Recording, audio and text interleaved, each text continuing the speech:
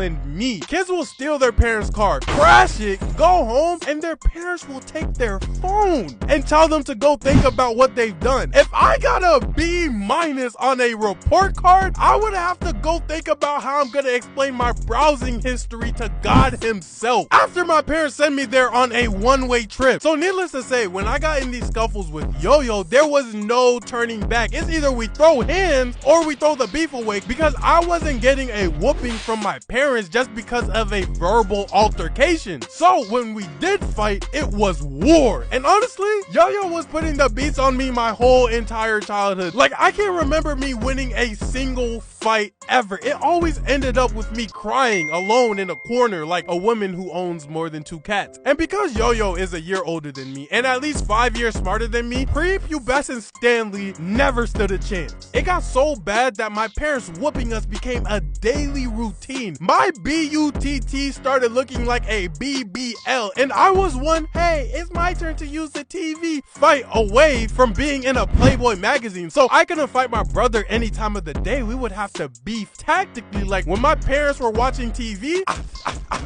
soon as they turn around, silent. If my parents are making dinner, we fighting on the table like soon as they come with the food, we act like nothing happened, because we know what punishment awaits us if we get caught.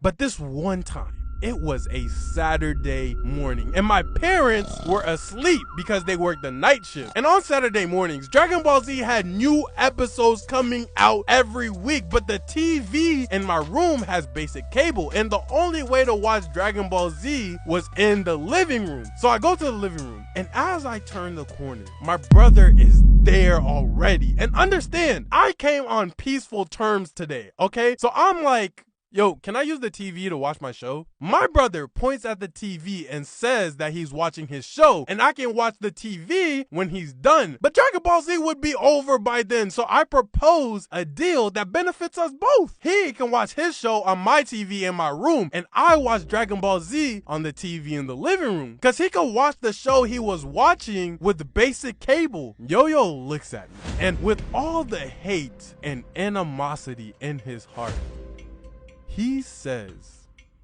no. So I'm like, okay, all right. I pretend to walk away. And then as soon as he lets his guard down, I lunge at the remote. But somehow he must have known I was coming, because he was holding onto the remote like LeBron holds onto his hairline. He was never letting that thing go. So we start rolling around and tussling, trying to get the remote from each other. But we got so caught up in this argument that we didn't realize how much noise we were making. So as we were boxing, my brother pushes me into a wall. But I'm thinking, like, why is there a wall in the middle of the living room? I turn around and my dad is towering over me, and in a tired voice, all he says is, "If you wake me up again, I will get the belt."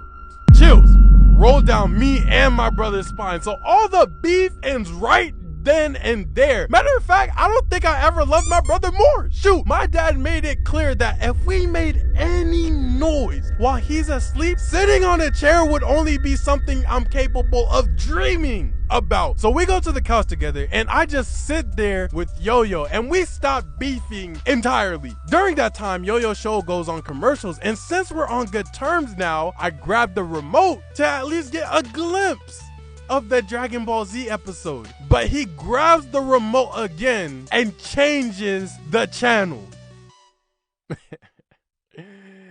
Okay.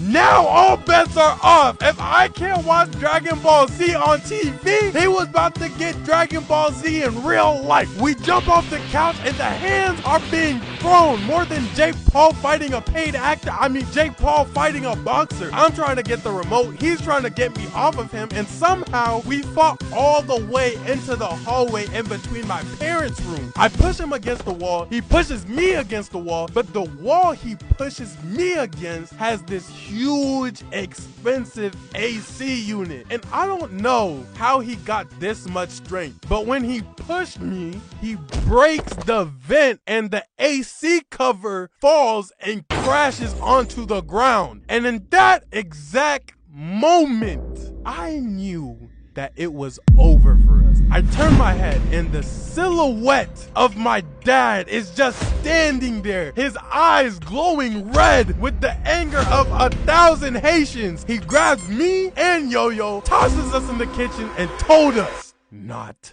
to move a single muscle. Me and Yo-Yo sit in the kitchen, knowing exactly what's about to happen, to the point we start crying on each other and apologizing like, I'm so sorry, bro, I'm sorry. It's okay. It's not your fault, it's my fault. I'm sorry. My dad comes back. He sees us crying. He sees how much we regretted and truly learned from our mistake. And he absolutely beats the brakes off of both of us. And looking back at it, I don't blame him at all. What we broke in the house was probably mad expensive. And we woke him up twice after working 12 hours trying to provide